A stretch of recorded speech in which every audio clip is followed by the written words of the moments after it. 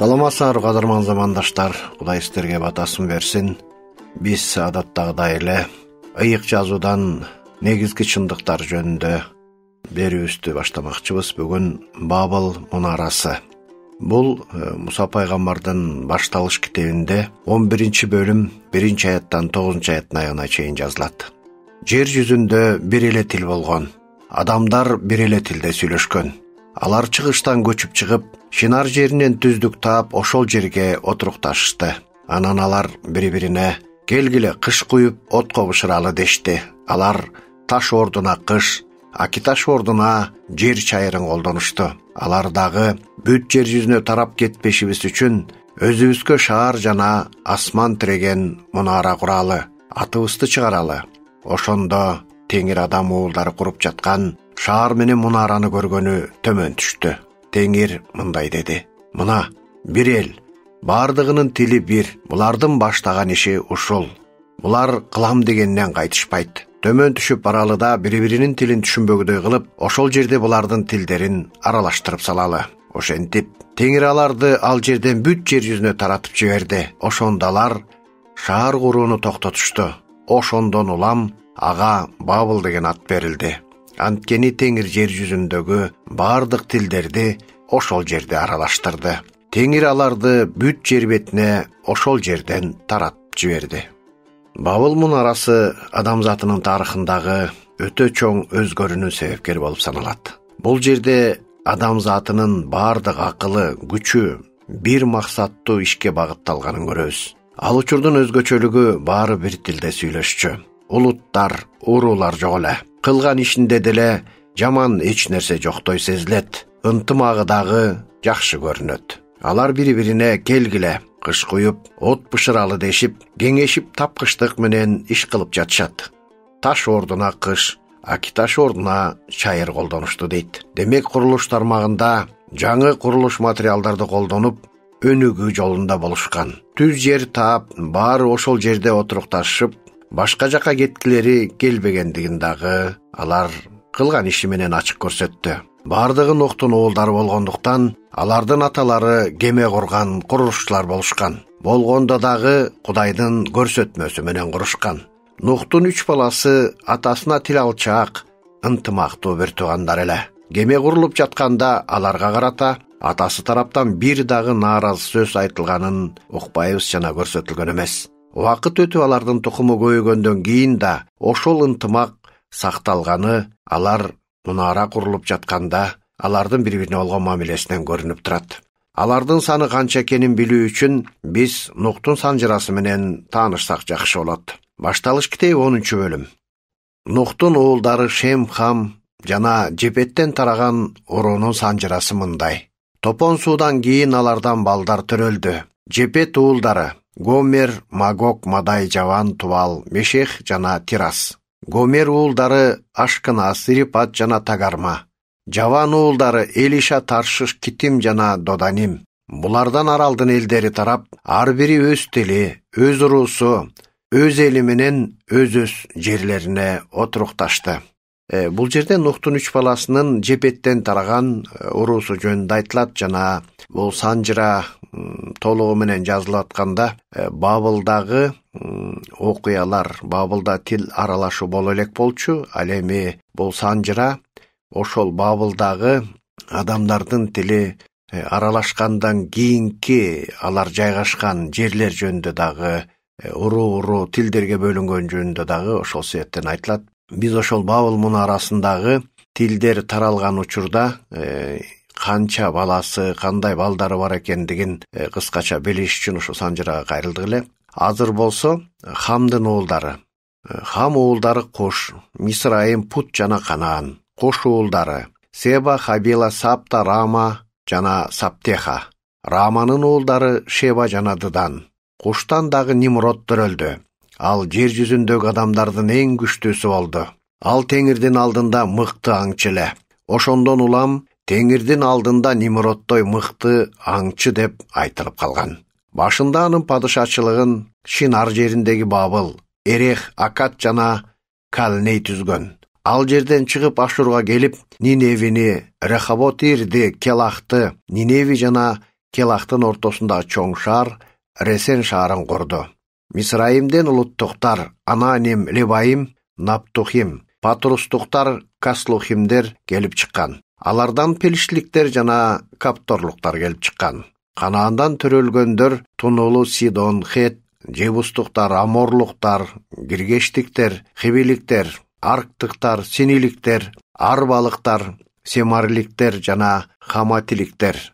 Кийинчерээк Канаан оорлары туш-тушка чачырап кеткен. Ошондо Канаан оорларынын чеги Сидондон тартып Герарга, Азага чейин, бул жерден Содом, Амор, Адма жана Севайымден тартып Лашага чейин болгон. Уруулары, тилдери, жерлери боюнча Хам уулдарынан тараган элдер ушулар. Жепеттин улуу агасы бардык Эбер уулдарынын атасы Шемдин да балдары болгон. Шемдин уулдары. Биз буга чейин Нухтун 2 баласынын ошо уруусун карадык, эми 3-чү баласы Шемдин уулдарынын урууларын карайбыз. Шемдин уулдары Эйлам, Ашур, Арпакшат, Лут, Рам уулдары Ус, Хул, Гетер жана Маш. Арпакшаттан Шелах төрөлдү, Шелахтан Эйбер төрөлдү, Эйберден 2 уулу төрөлдү. Биринин аты Пелек. Себебанын тушунда жер бөлүндү. Анын бир тууганын аты Жоктан, Жоктандан Алмадат, Шелеп, Хатсар, Мабет, Жерах, Адорам, Узал, Дикла, Овал, Абумайыл, Шеба, Оппир, Хавила, Жобаб төрөлдү. Булардын баары Жоктандын уулдары. Булар отурукташкан жерлер Мейшадан тартып чыгыш тоосу Сыпарга чейин болгон. Уруулары, тилдери, жерлери боюнча Шем уулдарынан тараган элдер ушулар. Нух уулдарынан тараган уруулардын санжырасы ушул. Топон суудан кийин жер үстүндө алардан элдер тараган. Бул бөлүмдө балдарына эле көңүл бурганыбыз туура болот, себеби алардан тараган элдер алардын тилин Кудай ар башка кылганда түзүлгөн. Бул Бабыл мунарасы талкалангандан кийинки абал. Бул санжырада Жепеттин, Хамдын жана Шемдин уулдары жана алардан тараган элдер жазылат. Бул жердеги санжырадан биз кийин ушул Кудайдын элине, Кудайдын чындыгына каршы болгон элдерди окуганыбызда ушулардан тараган, ушулардын балдарынан түзүлгөн элдер болгонун көрүп, адам качан Кудайдан четтегенде кайра Кудайдын душманы болуп каларын көрүп, өзүбүзгө бир сабак алсак болот. Ушу бир атанын 3 баласынан көбөйгөн балдар ынтымагын жоготпой бир чоң ынтымактуу элге айланып, алар Нух пайгамбардын учурундагы адамдардай болуп, күнөөлүү жолго түшүп, бузулган жөнүндө айтылбайт. Алардын максаты чоң түздүккө жайланышып, чоң шаарда жашап, эң бийик мунара куруп, атыбызды чыгарабыз дешти. Ушул иштерин Кудай көзөмөлдөп, аларга баа берди. Ошол 11-бөлүм 5-аятта ошондо Теңир адам уулдары куруп жаткан шаар менен мунараны көргөнү төмөн түштү деп айтылат. Кудай адамдарга өз алдынча ой жүгүртүп, иш кылууга эрк берген. Ошол эрк менен алар максат коюп, өз ара кеңешип, өз алдынча чечим чыгара алышат. Кудай алардын ишине кийлигишкен эмес. Ошол эле учурда Кудай аларды көзөмөлсүз таштап койгон жок. Аларга тапшырма берип, ошол багыт менен жүрүүсүн аларга алдын ала билдирген. Качан алар чектен чыгып, тескери баратканда алардын багытын оңдоп турган. Нух пайгамбардын учурунда элдин жүрөгү бузулуп, оңдоого мүмкүн болбой калганда гана аларды топон суу менен жок кылган. Аларга оңолууга 100 жылга тете убакыт берсе да, алар жолдорунан кайткан эмес. Эми Нухтун уулдары да Кудайдын жолунан бурулуп, адамдык атак даңк издеп, Кудайды жана анын осуяттарына каршы иш кылып баштады. Адамдардын максаты туура эмес багытка кеткенине байланыштуу Кудай алардын ишине кийлигише баштады. Ушу башталыш 11-бөлүм 4-5-аятта алар дагы бүт жер жүзүнө тарап кетпешибиз үчүн өзүбүзгө шаар жана асман тиреген мунара куралы, атыбызды чыгаралы деп адамдар өзүнө Кудай койгон максаттан башка максат кое алганы көрүнүп турат. Ошондо Теңир адам уулдары куруп жаткан шаар менен мунараны көргөнү төмөн түштү. Кудай адамдар куруп жаткан шаарды, мунараны көргөнү төмөн түштү деген сөз Кудай алардын иштерине баа берип, туура эмес ишин токтотуу үчүн ишти баштады дегенди билдирет. Теңир алардын ишин көргөнү түштү деген сөз биз жакшы түшүнүшүбүз керек. Качан адам баласы Кудай көрсөткөн жолдон четтегенде ошого чек коюу үчүн, токтотуш үчүн, баа бериш үчүн, алардын кайрадан Кудай көрсөткөн жолго түшүшү үчүн мүмкүнчүлүк бериш үчүн ишин баштагандыгын билдирет. Кудай адамдын ишин жерге түшпөй эле карап, көрүп бардыгын билет. Ошондуктан Кудай жерге түштү дегени Кудай чара көрө баштады.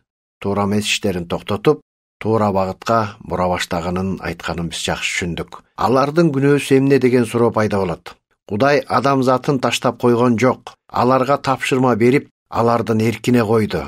Алар туура багытта баратканда батасын берип турат. Алар четтегенде аны өз оңдойт. Эми булардын күнөөсү Кудайдын осуятын бузуп, ага каршы максат коюу болду. Топонсуу бүткөндө Нухка 3 баласына Теңир мындай осуят берген. Башталыш китеби 9-бөлүм 1-аяттан 7-аятына гана чейин. Ошондо Кудай Нухка жана анын уулдарына мындай деп батасын берди. Укумдап-тукумдап көбөйгүлө, жерге толгула. Жер бетиндеги айванаттар, асмандагы канаттуулар, деңиздеги балыктар, жер бетинде кыбыр эткендин баары силерден коркуп, тетиреп турушсун. Аларды силерге бердим. Кыбыр эткен тирүү жандын баардыгы силерге азык болсун. Өсүмдүктү бергенимде эле силерге булардын баардыгын берип жатам. Бирок тирүү жанды мууздабай туруп жебегиле. Анткени кан анын жаны. Мен силердин жаныңар үчүн жазалайм.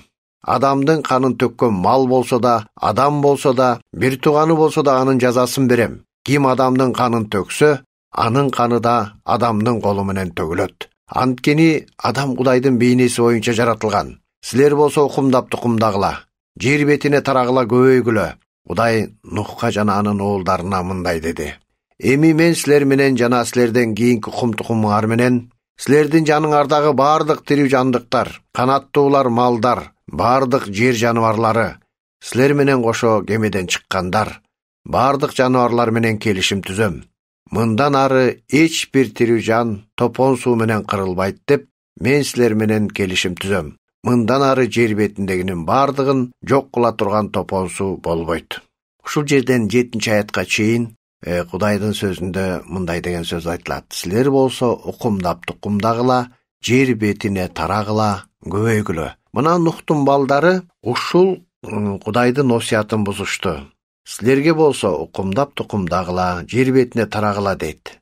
Жерди толтургула дейт. Кудай аларга жер бетинин баардыгын ээлегиле, тарагыла десе, алар болсо биз бүт жер жүзүнө тарап кетпешибиз үчүн өзүбүзгө шаар жана асман тиреген мунара куралы деп чечим чыгарганы 11-бөлүм 4-аятта жазылат. Ошол жерде алар Кудайдын осуятына каршы чыгышты. Ошол жерде алар өзүнүн чечимин Кудайдыкынан жогору коюшту. Кудай аларга жерди ээлегиле, жерди толтургула, жер бетине тарагыла десе, алар болсо биз бүт жер жүзүнө тарап кетпешибиз үчүн өзүбүзгө шаар жана асман тиреген мунара куралы деп чечип жатышат. Адамда эки өзгөчө нерсе бар экен. Бирөөсү бири-биринен бөлүнгүсү келбейт, экинчиси бири-бирин көргүсү келбейт. Бийликке келсе, бүт эле өз туугандарын, уруктарын тарта берүү да ошол эле окуяга окшош болот. Көрсө адам жакшы кылам деп да туура эмес нерсе кылып алат. Чоң шаарда чогуу жашоонун да өтө коркунучтуу нерселери бар. Суу тартыштыгы, жер тартыштыгы, абанын бузулушу, ар кандай эпидемия жугуштуу оорулардын коркунучу, транспорт тартыштыгы, анан да массалык чыр-чатактар, уюшкан күнөөлүү иштер. Мына ушул нерселердин баардыгын алдын ала билген Кудай адамдардын баардык жерге тарап, баардык жерде болуш үчүн шарт түздү. Кудай ар бир шаар болчу, айыл болчу жерлерди, чек араларды жер жаратканда эле белгилеп бөлүп койгон. Ошол бөлүктөр тоолор, бийик мөңгүлүү тоолор, чоң дарыялар, саздар, чытырман токойлор, өтө суук, өтө муздак аймактар, деңиздер, көлдөр менен бөлүнүп өз ара чек ара болуп турат. Ошол чек аралар адамдардын жайгаша турган жерлерин Кудай тарабынан алдын ала белгилеп койгондугу болуп эсептелет. Ушул өзгөчөлүктөр элдерди бөлүп, алсыз элди күчтүү элден сактап турган. Ошондой эле ушул Нухтун уулдарынан Пелек төрөлгөндө жер материктерге бөлүнгөн. Америка Европа менен бир жер болуп бүтүн болчу. Кудай ошондо Америка, Канада жерлерин океан менен бөлгөн. Башында болсо кургак жер бир болгон айтылат. Бул Башталыш китеби 1-бөлүм 9-10 аятта айтылат. Анан Кудай асман астындагы суулар бир жерге чогулсун, кургактык пайда болсун деди. Так ошондой болду. Кудай кургактыкты жер деп атады, ал эми чогулган сууларды деңиз деп атады. Кудай мунун жакшы экенин көрдү. Мына бул жерде ошол суу бир жерде, кургактык бир эле болгондугу жазылат.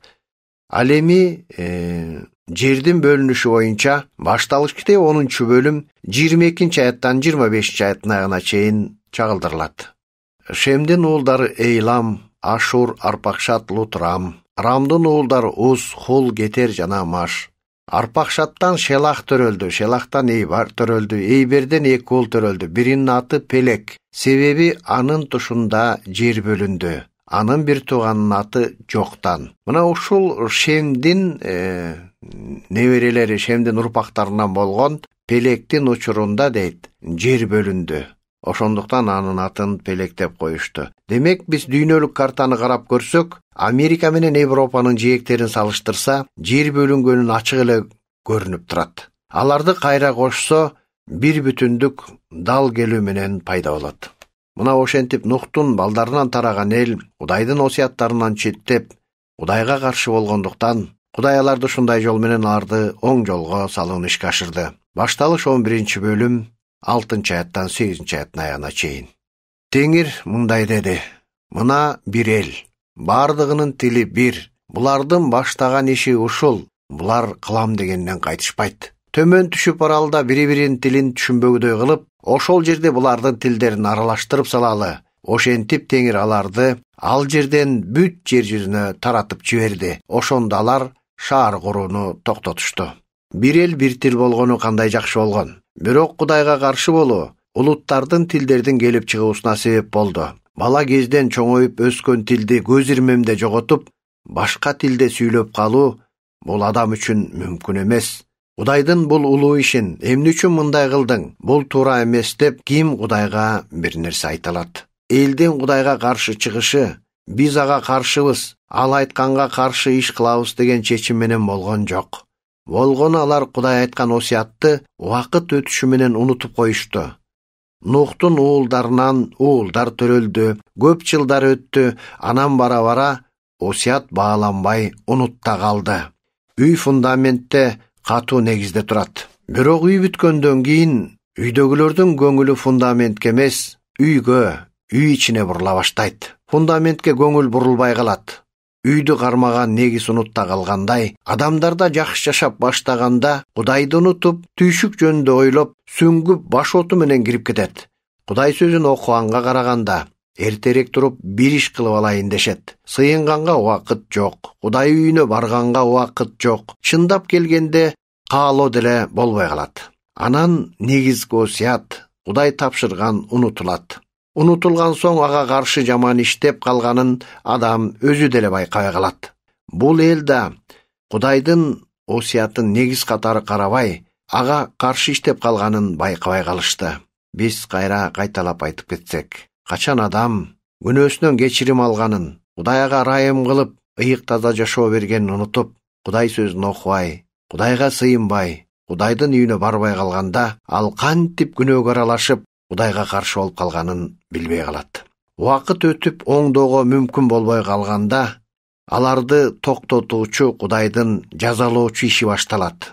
Кудай ушундай жол менен аларды токтотот. Мына Нухтун учурунда дагы бул эл өзүнүн кылам деген иштеринен артка кайтпай тургандыгы.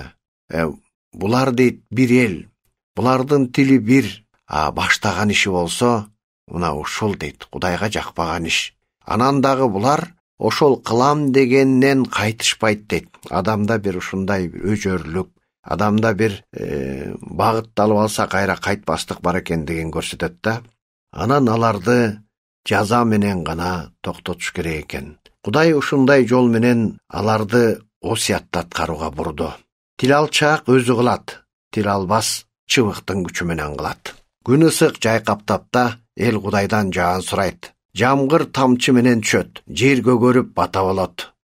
Эл тил алганда жамгыр бата менен түшөт, ал эми эл качан тил албаганда жамгыр жаза катары түшөт. Ал көбөйүп, сел жүрүп, бак томп коруп, чоң таштарды оодарып, жолунда бардык нерсени талкалайт. Адамдар да Кудайдан акырын алыстап отуруп, өзүн талкалоочу күчкө айланат. Секунд мүнөткө, мүнөт саатка, саат күнгө, күн айга, ай жылга бат айланып, адам өзүн өзү оңдоого берген вакыт өтүп кеткенде, хур кеткен жылдар, адамдын жашоосундагы тоодой болгон күнөөлөр, мунун бардыгы бир 5 мүнөттүк жаан, селге айланып талкалагандай, Кудайдын жазасы менен бардыгы талкаланат. Кудай адамдардын тил албастыгы үчүн ар түрдүү кылды. Ошол ишти кылаар алдында адамдарга көп вакыт берди. Алар аны кур кетиришти. Кудай алардын тилин бурууну эмес, дилин Кудайга бурууну каалады. Ушул чындыкты ар бир адам жүрөгүнө сактаган жакшы. Кудай алардын тилин эмес, алардын дилин Кудайга бурууну каалады. Кудайдын ошол тапшырмасы бүгүн да күчүндө. Укумдап тукумдагыла, жерди толтургула. Адамдын саны чектелүү, ошол сан толгондо Кудай улуу иш кылат. Адамдар көбөйүүсү токтойт, аны адам эмес Кудай токтотот. Ал сан Кудай менен түбөлүк жашай турган адамдардын саны. Себеби Кудай сөзүндө жерди толтургула деп айткан. Толуу бул бир учурда токто. Адамдардын бою өсүп токтойт, бак-дарак чөбү өсүп токтойт, жемиштердин көлөмү да өсүп токтойт. Идишке суу толгондо сууну токтотобуз. Ошондой эле адамдын саны Кудай койгон чекке жеткенде Кудай токтотот. Ал эми асмандагы жашоо кандай болорун Ыйса адамдарга алдын ала айткан. Кудай силерге батасын берсин. Эмки берибизде дагы Кудайдын чындыктары менен таанышууга чакырабыз. Бизден алыстабаңыздар. Кудай силерге батасын берсин. Кимдерде суроолор болсо, бизге байланышка чыксаңар болот.